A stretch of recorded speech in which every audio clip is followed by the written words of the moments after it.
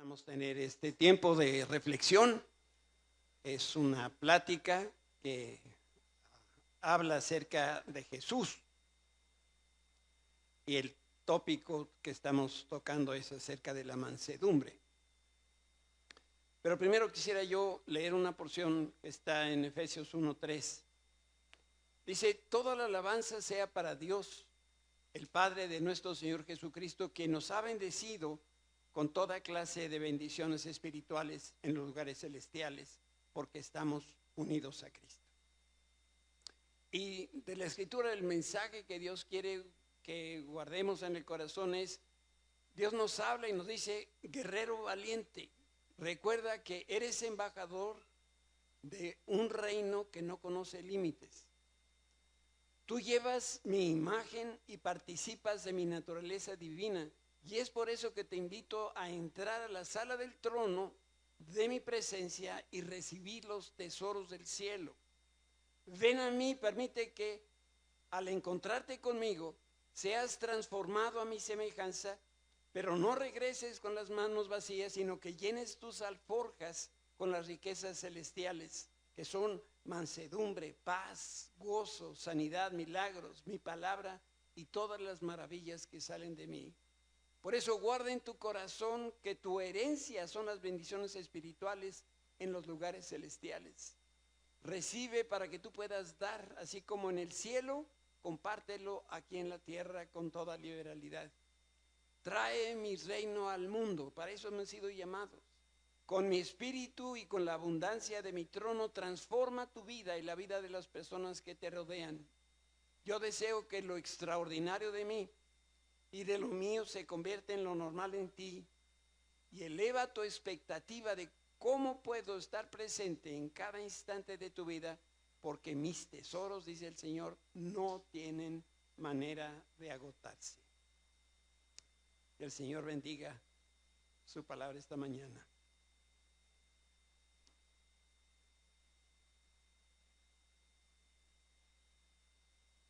El domingo pasado recordamos una escena del nacimiento de Jesús en Belén.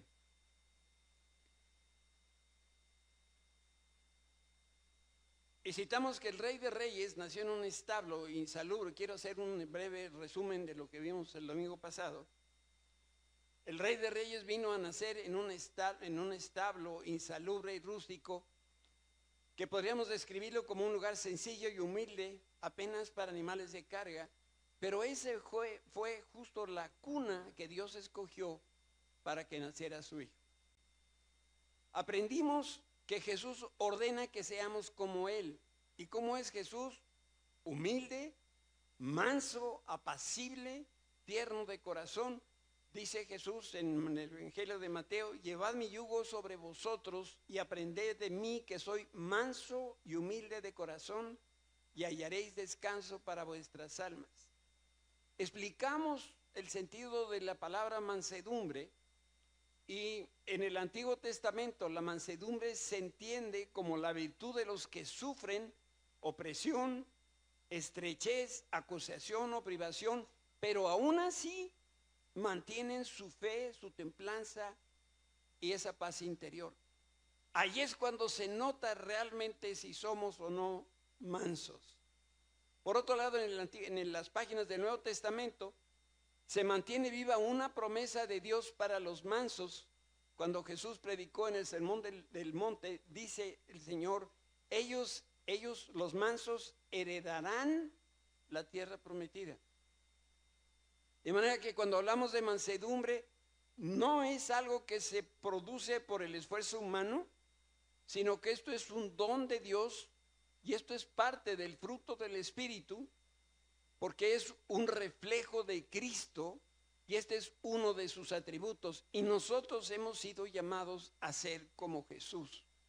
Y este es lo primero que estamos hablando de manera concreta del carácter de Jesús, la mansedumbre. No lo voy a preguntar que levante la mano todos los mansos, porque a lo mejor me llevaría yo un susto de que todos aquí somos mansos. También expliqué que la mansedumbre no tiene que ver con la mensedumbre, ¿verdad? Somos llamados a ser mansos, no mensos. La mansedumbre y la humildad son dos características que van de la mano. Y es importante destacar que la humildad es una actitud del corazón. Esto es un atributo interno de la persona que cree en Cristo. Si tú crees en Cristo, entonces dentro de ti, en tu carácter, Dios está forjando este carácter humilde. En tanto que la mansedumbre es la manera como la persona humilde se relaciona con los demás. No basta con que tengas ese atributo interno, sino que este atributo se tiene que manifestar. La humildad, cuando se manifiesta, deja de ser humildad para convertirse en mansedumbre. También aprendimos que la palabra de Dios establece que la mansedumbre es el comportamiento de una persona que acepta con gozo el lugar que Dios le ha dado y no ve con celos a alguien que está por arriba, no es envidioso porque otros disfrutan de algo que no tiene.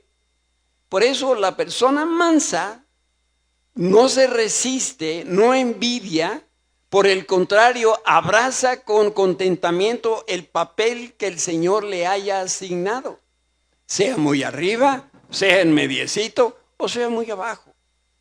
Es aceptar con gozo la posición que Dios nos ha dado, porque refleja la confianza que tenemos, que ahí donde el Señor nos ha puesto, lo hizo para que se cumpliera su voluntad en mi vida. Por eso no importa jerárquicamente en qué lugar, no importa en dónde yo me desempeñe, en dónde yo viva, porque es ahí donde Dios nos ha puesto para que su voluntad se haga una realidad en nosotros.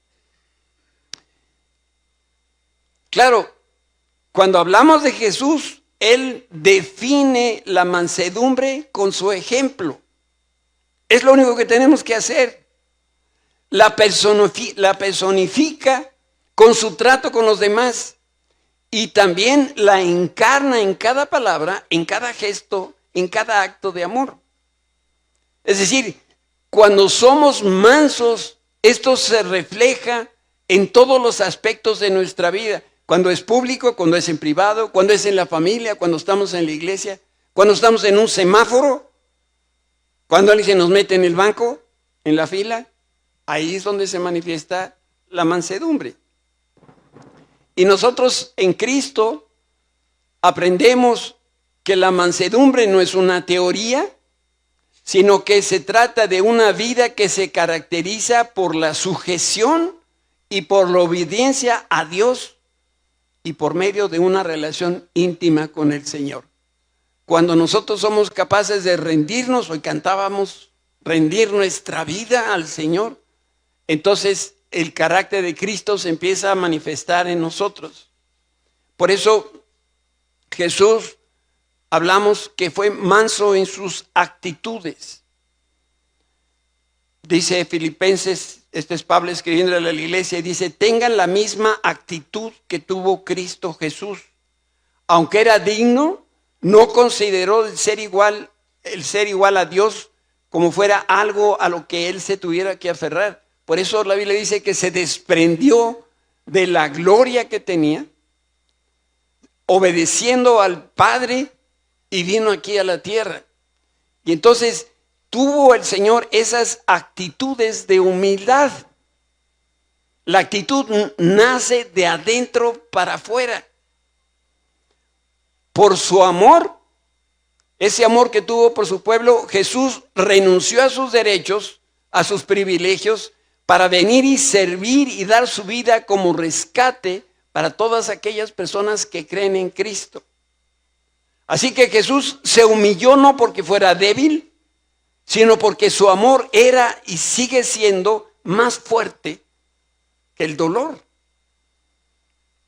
Nunca tuvo el Señor Jesús temor del dolor de la cruz. El dolor que él sentía era por la separación que iba a haber durante 3 horas mientras él permaneciera en la cruz, llevando el pecado de todos nosotros. Por supuesto, tampoco quería morir de esa manera, pero no era algo que a él le preocupara, y por eso Vino y se humilló, vino y renunció y sirvió al punto de dar su vida por nosotros. ¿Cuántos de aquí tienen más de 2 hijos? Bueno, 2 hijos para arriba. No bajen su mano todavía. Si alguien te dijera, ¿por qué no me das un hijo? Al fin te queda otro. ¿No lo darías? Yo estoy subastando al mío. Y no vendo un solo boleto. No, imagínense dar a un hijo. Bueno, sabemos que Jesús es el unigénito del Padre. Él es el único hijo de Dios y lo dio por nosotros. ¿Qué tanto amor no siente el Padre que lo hizo por nosotros? Entonces Jesús se humilló a sí mismo para ser como tú y como yo. Yo no sé si hacemos aquí el ejercicio de ponernos o tratar de ponernos en los zapatos de Jesús. Lo que significó haberlo tenido todo y dejarlo todo para venir por nosotros.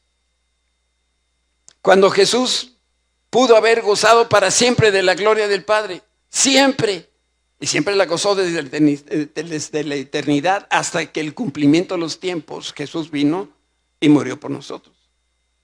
Así que se tuvo que separar, y eso fue gracias a la mansedumbre de Jesús. Era entonces necesario que Jesús se hiciera hombre para poder hacer su misión, que era salvar, redimir, que es pagar el precio.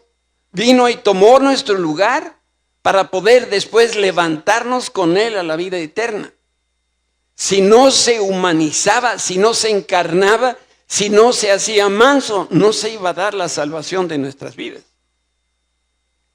También aprendimos que Jesús fue manso en sus acciones, fue manso en su actitud, y la actitud se demostró en acciones, porque el príncipe de gloria descendió de manera voluntaria para convertirse en uno de los títulos que Jesús usaba para él mismo, y se refería de él como el Hijo del Hombre. Por eso fue un título que él empleó repetidamente en la Escritura. Y hablamos de descender, aunque esta palabra descender no aparece en la Escritura, pero Jesús descendió del cielo a la tierra. Vaya que si hay diferencia. Dice la Escritura que en el cielo, las calles, ¿de qué son? ¿Hay baches? ¿Saben por qué? Porque todavía no llega un mexicano allá al cielo, porque hemos de importar o exportar baches. Por eso hablo yo de descender del cielo a la tierra, porque cuando Dios Hijo vino a este mundo, dejó a un lado todos sus privilegios, todas sus prerrogativas, y siendo el príncipe de gloria, se convirtió en el Hijo del Hombre. Jesús se hizo pobre para que mediante su pobreza tú y yo pudiésemos ser ricos. 2 Corintios 8:9. También aprendimos que Jesús estableció las leyes naturales que gobiernan la tierra y todo lo que Dios creó, como también el Señor estableció las leyes sobrenaturales. Y lo asombroso no es que Él lo creara, sino que Él se sometió a las mismas leyes que Él mismo elaboró. ¿Por qué lo hizo? Por su mansedumbre. Jesús también descendió de la gloria y vino a un estado de humildad. Y desde el momento que Jesús abandonó el trono celestial hasta que se levantó del sepulcro, Él vivió ausente de la gloria que le pertenece. ¿Se acuerdan cuando estaba en la cruz y la gente le gritaba, si eres el Hijo de Dios, como dices, ¿por qué no te bajas? Ponte tú por un segundo en los zapatos de Jesús. Y tú eres el que está crucificado y tú eres el Hijo de Dios. Y te dicen, si eres el Hijo de Dios, demuéstralo, bájate. ¿Qué haríamos? ¿Qué haríamos? Pues nos bajamos. Como buenos mexicanos, ¿verdad? Y a ver, nos vemos a la salida. Pero gracias a Dios, Jesús no es como nosotros. Y lo que es todavía más significativo es que vivió una vida de humildad, teniendo todas las posibilidades del mundo, del universo entero que Él creó. Por eso, con el poder de su palabra, Dios caminó sobre el planeta que Él mismo creó. Sin embargo, las criaturas le dieron la espalda. El mundo no lo reconoció y su propio pueblo lo rechazó. ¿Te puedes imaginar lo que habrá pensado y sentido Jesús? Como dice la Escritura, a los suyos vino y los suyos no lo reconocieron. Jesús también descendió de ser el amo y el dueño a ser un sirviente. El Rey de Reyes se convirtió en siervo de los pecadores. Durante los años de su ministerio público, Jesús mostró un estilo de vida caracterizado por humildad. Y cuando comparamos el estilo de vida de Jesús con el de los fariseos, salta a la vista el orgullo que había en los líderes religiosos y la mansedumbre y la humildad que había en Jesús. Los fariseos se apartaban de las personas que la sociedad judía marginaba. Déjenme les pongo un ejemplo. Un fariseo, un doctor de la ley judío de aquel tiempo, no iba al mercado. Y no es porque no tuviera necesidad de comprar víveres. Lo que no querían era que esta persona estuviera y el aire que tocó a una persona no judía o una persona inmunda los viniera a tocar a ellos. Y Jesús no solamente iba a los mercados, sino que sabemos que Él comía con ellos, hablaba con ellos. El Señor mostró en su ministerio que Él era humilde y la gente que guiaba al pueblo de Israel en su fe llamaba a Jesús amigo de los pecadores. ¿Con qué personas se rodeaba Jesús? Pongo esta lista para ver si tú estás ahí, porque yo sí estoy. Jesús dedicó a las personas que ministraba: pescadores, recolectores de impuestos, mendigos, leprosos, prostitutas, gentiles, extranjeros.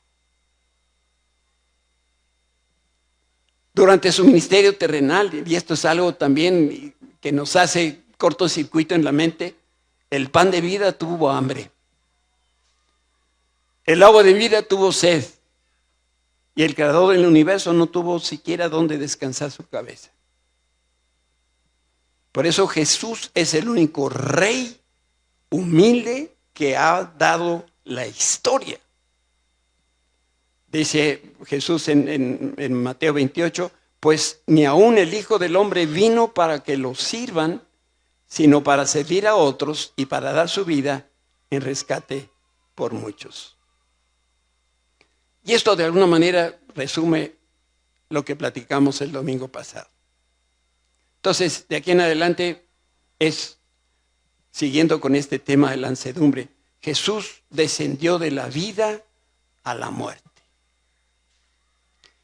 Y para mí, debo reconocer, este es el acto de mayor humildad del Hijo de Dios. Descender de la vida a la muerte, de manera voluntaria. Nosotros le damos la vuelta a la muerte. Si por nosotros fuera, prolongaríamos la vida lo más que se pudiera. ¿No es cierto? Y algunos que se resisten a los años, incluso van a que les hagan, ¿cómo se llama? Les estiran la piel. ¿Se han fijado que todos los que se operan se parecen entre ellos? ¿Tienen la misma sonrisa? Hombre, si tienes 80 años, se te van a ver las arrugas, pues es natural. Ah, no, yo ni una sola arruga. Por eso nos ponemos la crema así. ¿No? No se nos vayan a hacer las patas de gallo más grandes.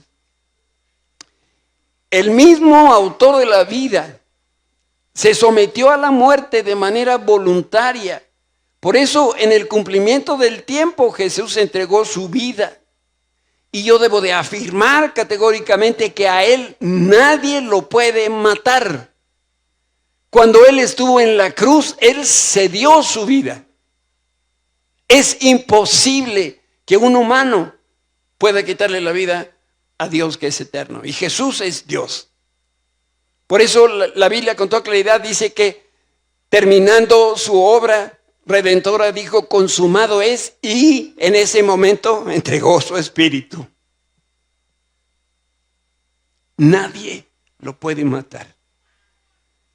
Por eso, ¿quién de nosotros puede entender que Jesús es vida y es el autor de la vida? Y de manera voluntaria se dio su vida, murió por todos los pecadores. Es que no tenía por qué hacerlo, pero por amor a nosotros lo hizo. Y además del amor, el Señor lo hizo porque dice la Escritura que se humilló a sí mismo en obediencia a Dios y murió en una cruz como morían los criminales. Tengo algunos años de ser pastor y de tener la bendición de compartir algunos pensamientos relativos a la palabra de Dios, y ya hasta casi leo los pensamientos cristianos, o mejor dicho, de los cristianos. Más de 2 aquí en esta hora están diciendo, ¿realmente se puede ser tan manso como Jesús? ¿Tú qué dirías? Haz un gesto, no uno solo, porque tú me estás mareando.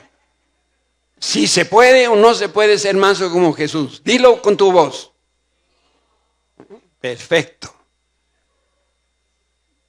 Déjame decirte que sí se puede. Y te voy a dar 3 razones. La primera, Dios jamás nos pide hacer algo que sea imposible. Si Dios pide es porque se puede. La segunda, como aprendimos el domingo pasado, la mansedumbre la produce el Espíritu Santo en nosotros cuando tenemos una relación íntima con Dios a través de Jesús. Y la tercera, porque la Escritura habla de un hombre llamado Moisés.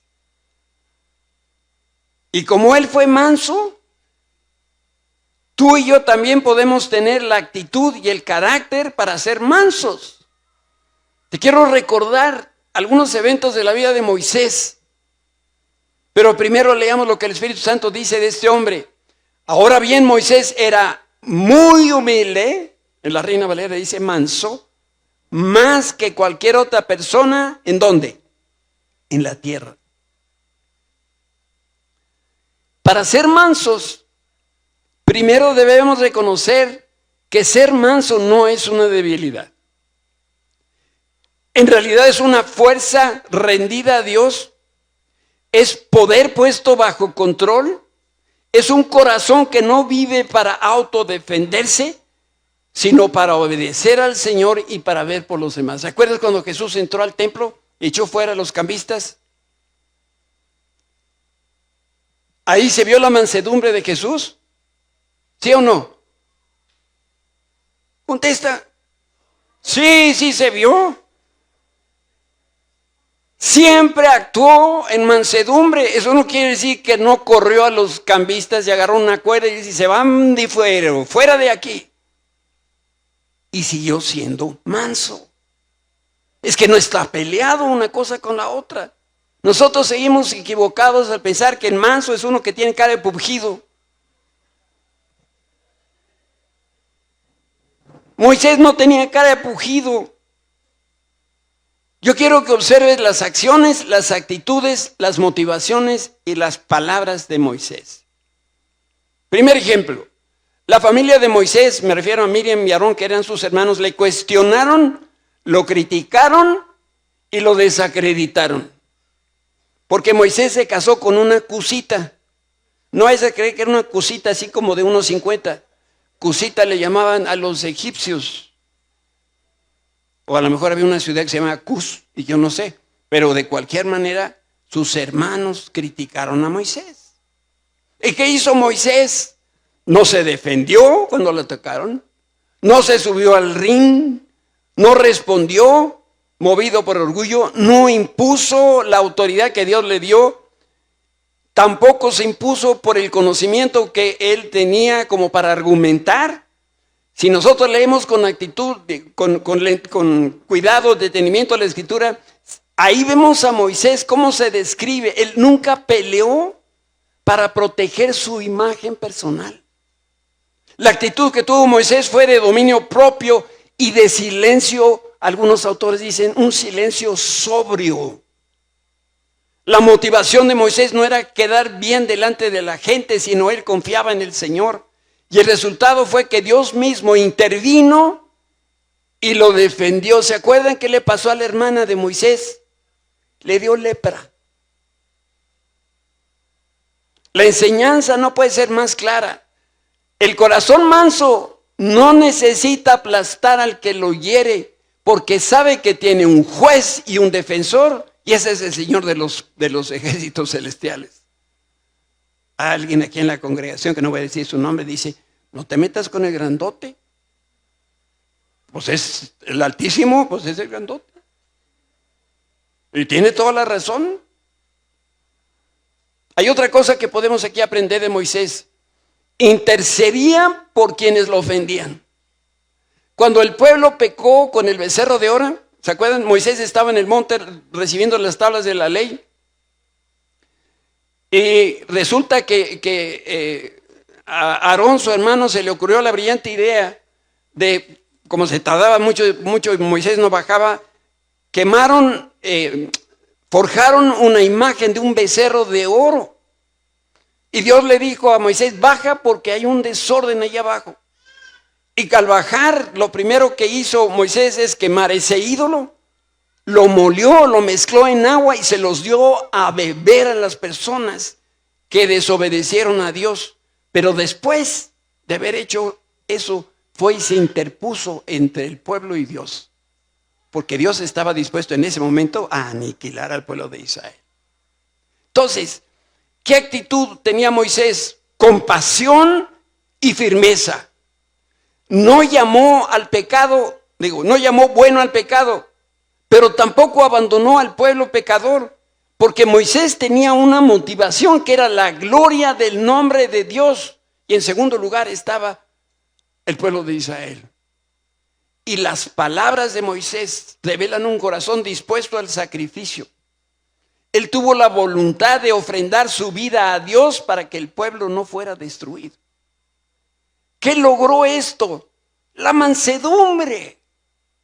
Moisés nos enseña que ser manso es poder espiritual, que no condena, sino que suplica misericordia. El manso no es indiferente, el manso ama y por eso intercede. Esposas que me ven, véanme. ¿Te imaginas que tu marido fuera manso? Y cuando le sirves papaya, te dice, muchas gracias, me encanta la papaya. ¿Qué harías con un esposo manso? O bueno, déjame preguntarle de otra manera, ¿tienes algún esposo, alguien aquí es un esposo bronco? No, puro manso tenemos aquí. Mentirosas. Moisés lideraba sin ambición personal. Fíjense, cuando Moisés tuvo su encuentro con Dios en la zarza ardiente, no se presentó Moisés como el hombre indicado. Por el contrario, cuando escuchó la voz de Dios, tembló, preguntó y fue incapaz de decirle, aquí estoy. Moisés no corrió a tomar el puesto, la posición, como quien busca una plataforma para ser visto, sino que en ese momento la actitud de Moisés fue de verdadera humildad porque de inmediato reconoció sus limitaciones. La motivación que tuvo Moisés al estar frente a la zarza ardiente que no se consumía fue el temor de Dios y la conciencia del llamado que le estaba haciendo para liberar al pueblo de Israel de los egipcios. Él venía huyendo de Egipto, él conocía a los egipcios mejor que nadie. Y las palabras de Moisés fueron: ¿quién soy yo, Señor? Y otra de sus palabras fue: envía a otro. ¿Sabes? Moisés no quería ser el protagonista de esto, pero no porque él tuviera temor, sino por la humildad de este hombre. Y más adelante en Éxodo 18 vemos cómo su suegro Jetro viene y le da un consejo. ¿Y qué hizo Moisés? Le hizo caso a su suegro. Y hay que decirlo, creerle a la suegra, digo al suegro, se requiere mansedumbre. Jetro le dijo: te vas a morir si sigues trabajando así. Inmediatamente Moisés cambió. ¿Sabes? Moisés fue paciente con un pueblo difícil. Sí, así es. El pueblo murmuró una y otra vez. ¿Por qué murmuraba? Porque no había comida, porque estaban cansados, porque tenían miedo. Y en vez de que Moisés se desquitara con el pueblo, él corría ante la presencia de Dios. Tantas veces como hubo problemas, Moisés clamó, consultó, buscó la dirección de Dios, porque la actitud que tenía Moisés era de perseverancia. Él soportó la presión y no se convirtió en un hombre cruel. La motivación de Moisés era de dependencia a Dios y tenía muy claro que él era el líder, el libertador, pero él no era el salvador del pueblo de Israel. Nunca hubo problema para Moisés de identidad. Él sabía quién era. En otra ocasión Josué le dijo a Moisés: Moisés, hay algunas personas allá afuera que están profetizando. ¿Y saben qué quería el chismoso de Josué? ¿Qué quería? Que lo castigara. ¿Quién les había dado permiso de profetizar? ¿Y qué dijo Moisés? ¿Cómo quisiera que todo el pueblo profetizara? Esto es mansedumbre, un corazón seguro, que no compite, que no se siente amenazado con los dones de las otras personas. Porque cómo nos duele esta cosa. ¿Y a mí cuándo? ¿Y yo por qué de estar aquí cuando el otro está más allá y ni siquiera sabe? ¿Cuántas veces has estado tú escuchando la predicación de un pastor o este pastor y has dicho: ¿qué? ¿Es cierto? Yo creo que está mal. Hoy no salí edificado. Aquí ya no aprendo nada, por eso mejor me voy. Esos corazones no son mansos. Ahí se los haiga. ¿Qué le pasó a Miriam, la hermana de Moisés, por criticar a Moisés? Se llenó de lepra. Si empiezas a sentir así como comezón,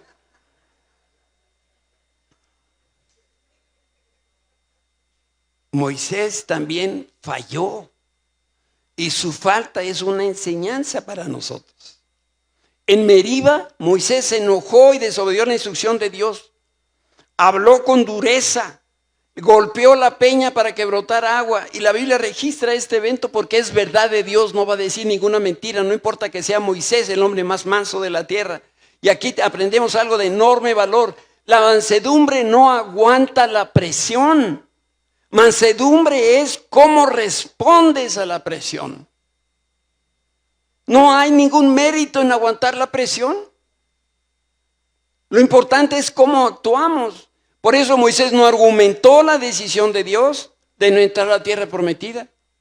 Pudo haberle dicho a Moisés no sé cuántas historias: Señor, pues si yo saqué al pueblo de Israel, yo los traje 40 años caminando por el desierto, mira, de día y de noche, hice así, hice asado, y ahora resulta que nomás por pegarle a la piedra, ahora no puedo entrar a la tierra prometida. Moisés en silencio. ¿Por qué? Porque él entendió que lo que había hecho, como dice la Escritura, le faltó a la santidad de Dios. Por eso, esta mañana yo te quiero invitar a reflexionar cómo nos impacta. No Moisés, es un hombre importante, pero cómo nos impacta la mansedumbre de Cristo. Vuelvo a citar Filipenses, tengan la misma actitud que tuvo Cristo Jesús. Yo quisiera que por un segundo me des tu completa atención. Y no pienses ni escribas, ni nomás escúchame y reflexiona conmigo. ¿Qué es la característica que predomina tu vida? La gente que te conoce, que nos conoce, se expresa de ti y de mí como lo hicieron de Jesús. Cuando nos acercamos al Señor, reconocemos que Él es Dios y no nosotros. Estamos seguros de que la relación que tenemos con Dios es siempre a través de la cruz de Cristo. ¿Tenemos alguna duda que sin Jesús no somos nada y que nada de lo que nosotros hacemos nos acerca ni siquiera un milímetro al cielo? ¿Realmente consideramos que los demás son mejores que yo? ¿Que nos gusta más servir a otros que otros me sirvan a mí? ¿Eres manso? ¿Soy manso? Quiero leerte un último pasaje. Estoy usando dos versiones de la Biblia. Ese primer versículo viene de la Nueva Biblia Viva, que dice, así que si se sienten animados a estar unidos a Cristo, si sienten algún consuelo en su amor, si todos tienen el mismo espíritu, si tienen algún afecto verdadero, entonces háganme verdaderamente feliz, dice el Señor, poniéndose de acuerdo de todo corazón entre ustedes, amándose unos a otros y trabajando juntos en un mismo pensamiento y en un mismo propósito. No sean egoístas, no traten de impresionar a nadie, sean humildes, es decir, considerando a los demás como mejores que ustedes. No se ocupen solo de sus propios intereses, sino también procuren los intereses de los demás. Tengan la misma actitud que tuvo Cristo Jesús. Si nosotros permanecemos unidos a Cristo, nuestra vida va a producir humildad y mansedumbre. Mientras nosotros estamos unidos a Cristo en relación con otra persona, mansos y humildes de corazón. Yo no sé si tú sabes cómo piensa una persona mansa. Te quiero leer un pensamiento. Es un autor anónimo. Yo le pedí a Dios que me diera fortaleza para lograr mis metas. Y fue hecho débil para que aprendiera a ser humilde y obediente. Yo le pedí al Señor salud para que hiciera grandes cosas y me fue dada fragilidad para que pudiera hacer cosas mejores. Yo le pedí riqueza para ser feliz y me fue dada pobreza para que pudiera ser sabio. Yo le pedí tener poder para que los hombres me admiraran y me fue dada debilidad para que experimentara la necesidad de Dios.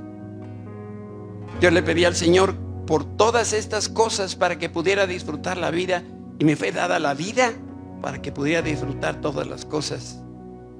No recibí las cosas que pedí, sino las cosas en las que tenía puesta mi esperanza. Y a pesar de mí mismo, mis oraciones no pronunciadas fueron las oraciones contestadas. Por eso, entre todos, yo soy la persona mayormente bendecida. ¿No sería tan bien ser como Jesús? Descansaría nuestra alma como no tienen una idea.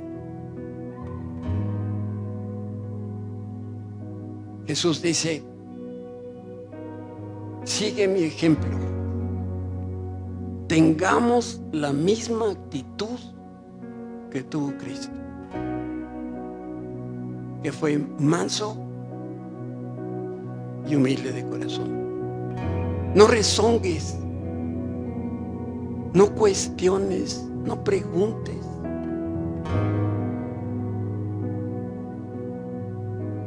Esto que voy a decir es profundo. No sé si alguna vez vieron la película del Gordo y Flaco. Una que sube en un piano. Se las cuento. Está el Gordo y el Flaco abajo a nivel del piso, y un señor los contrató para subir el piano. Y yo no sé cuántas escaleras eran, pero eran chorros de escaleras. Ya iban aquellos dos pujando, hasta que llegan mero arriba. Y ya que llegan arriba, el que los contrató le dice: ahora quiero que bajen el piano. Que bajemos. Y bajan el piano. Y ya que están abajo, ¿qué creen? Les dice: ya cambié de opinión, suban el piano. Yo sé que aquí hay muchas personas que ya van subiendo el piano, van en la vuelta número 742 de su vida, y ya finalmente llegaron arriba, y Dios dice: creo que se ve mejor abajo. Ese es el momento de decir ¿qué? Dos palabras: sí, Señor. Si tú estás decidido a que lo que te diga el Señor, tu respuesta sea sí, Señor, es porque tienes mansedumbre. ¿Por qué no nos ponemos de pie?